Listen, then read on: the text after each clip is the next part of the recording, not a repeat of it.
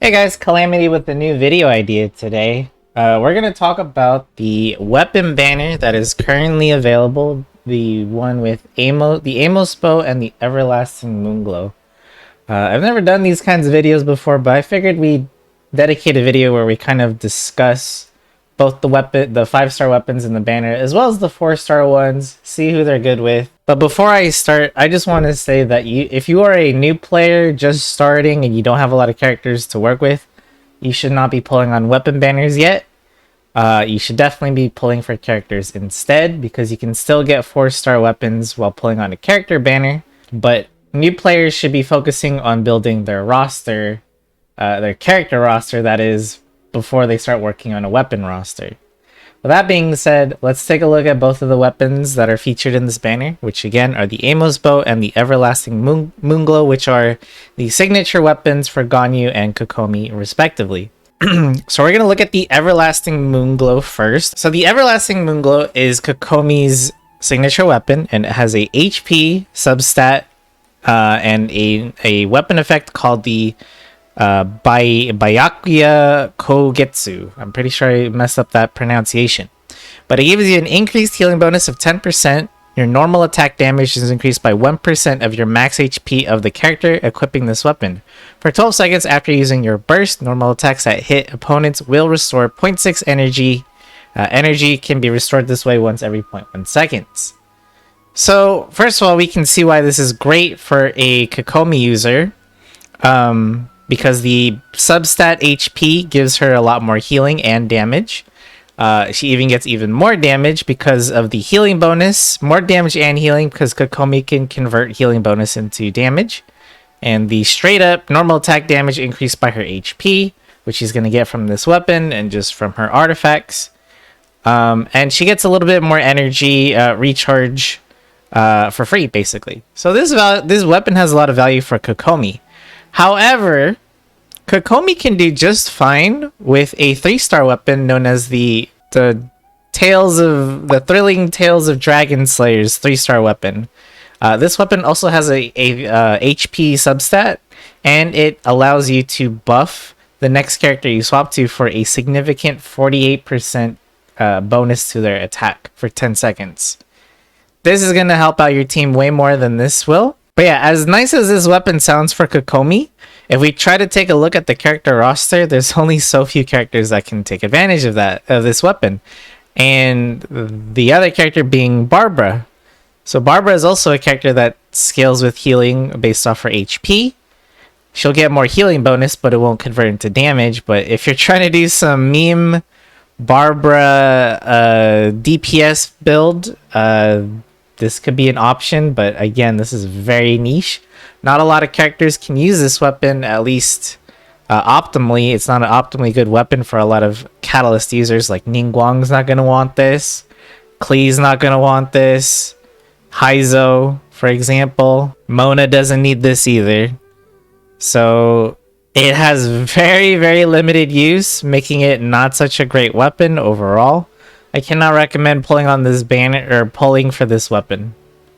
You can get by without it. Your Kokomi will do just fine whether you want to build her as a DPS or a support. Especially if you're building Kokomi as a support, she has better options than this. Moving on to the next 5-star weapon in this banner, we have the Amos Bow, which is Ganyu's signature weapon. It has a substat of attack percentage.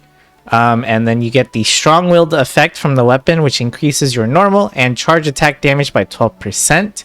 After a normal or charge attack is fired, damage dealt increases by a further 8% every 0.1 seconds the arrow is in the air for up to 5 times.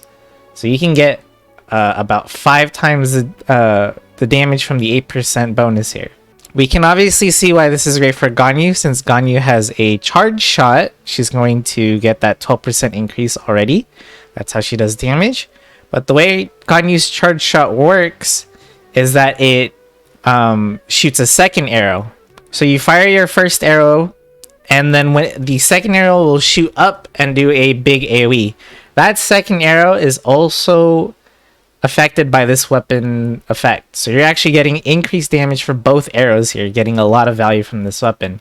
The downside to it is that attack percentage isn't really the best subset to have. We would prefer crit rate or crit damage, preferably crit damage, since Ganyus can get a lot of crit rate for free thanks to Blizzard Strayer. This is a very good weapon for Ganyu. Obviously, this is going to be her best weapon. That being said, I don't know if a lot of people know this, but the Amos Bow can actually be pulled on the standard banner. It is a possibility to get this on the standard banner. Is it likely? Probably not. That being said, Ganyu can do fine without it. I don't have this weapon. My Ganyu uses a 4-star weapon that was from the Battle Pass, but she can also do well with other bows. You can either use the Prototype Crescent or the Hamayumi bow if you're looking for 4-star options.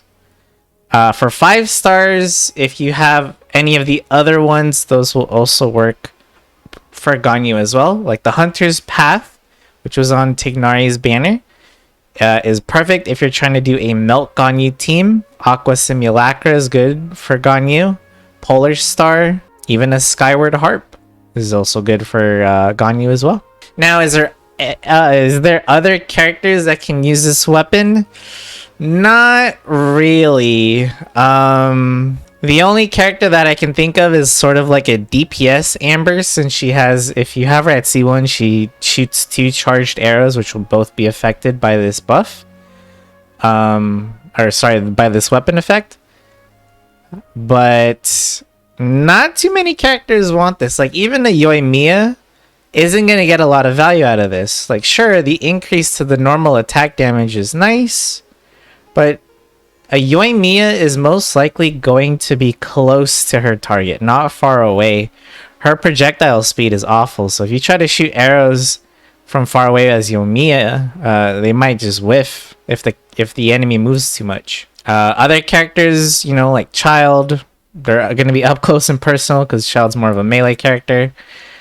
Same with Yelan.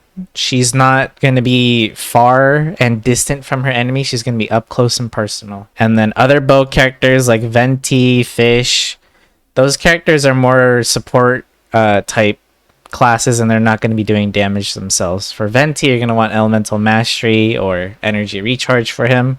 Fish, Elemental Mastery, or again, Energy Recharge is also okay. More support-like roles and not something like this. So can I suggest pulling on the Amos Bow for Ganyu? No, not really. You have options for Ganyu as a 4-star with 4-star weapons, and she will still do fine. And again, you can pull this on the standard banner. While it's not likely that you will, keep in mind that you never know. There's always a small chance that you do end up pulling the Amos Bow on a standard banner pull. Now let's look at the 4-star weapons. Let's start with the first one here, which is the Sacrificial Sword. I just call it the Sac Sword. It gives you energy recharge as a substat, and at Refinement 1, you have a 40% chance to basically use your elemental skill again. You get a free reset. A lot of characters use this, especially the one on the banner right now, which is Jing Cho.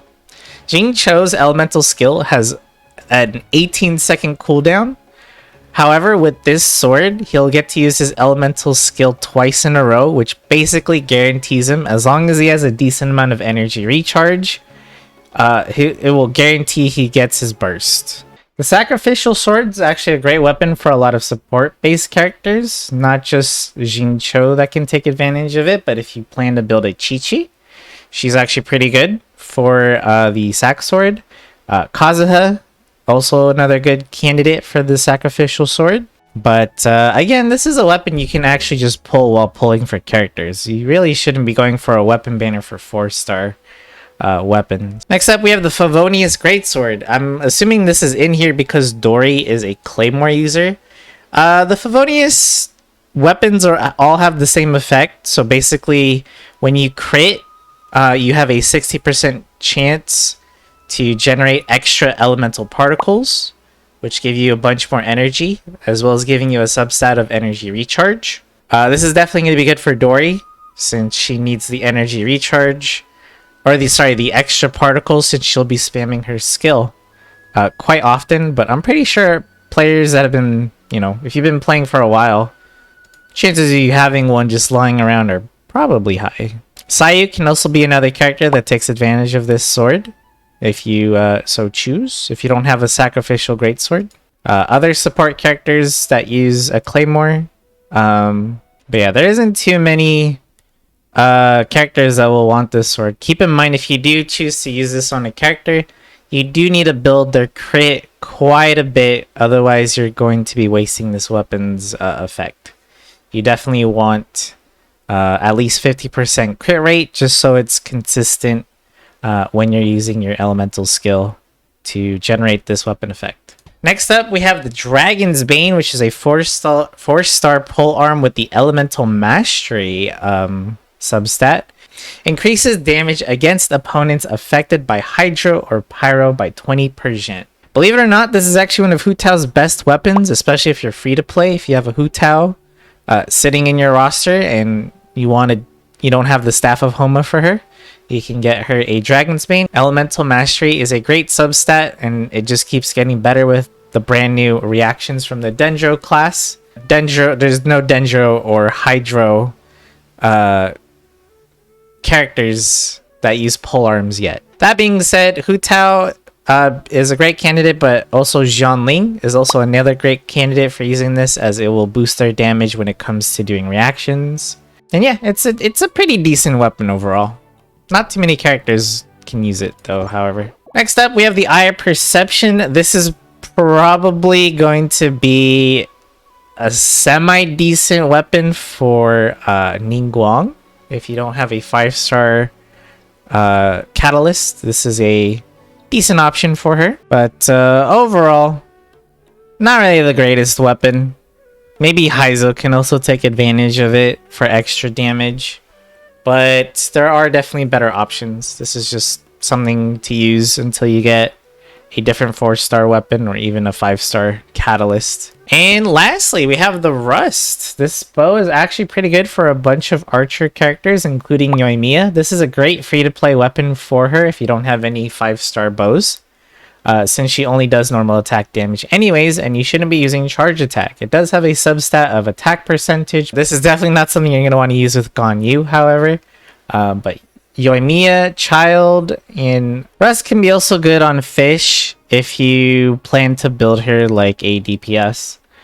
But this is definitely the best weapon for Yoimiya for free to play. Now that being said, do I recommend pulling on this banner at all? With the current 5 stars both in this banner, I'm going to go ahead and just say no way. You can get the Amos Bow again on the standard banner. While it is a low chance, it is a chance. The Everlasting Moonglow, while it's great for Kokomi, for sure, it's not great for many other characters, maybe on a Barbara if you're trying to build her in a DPS way. But that being said, Kokomi has a lot of 3-star and 4-star options for her weapons, and they both work fine. In fact, some of those weapons will even be better than the Everlasting Glow here, Moonglow. The 4-star weapons are all pretty decent and work on a few different characters. However, I don't feel like you should be pulling on a banner for 4-star weapons. You can easily, maybe not easily, but you can get these on a character banner while you're pulling for Kokomi or Ganyu instead. That's pretty much going to wrap up this video for my thoughts on this weapon banner. Let me know what you guys think. And let me know what you guys think about these kinds of videos, because I don't mind making them if this is something y'all are interested in seeing. But other than that, thanks for watching, and I'll see you in the next video.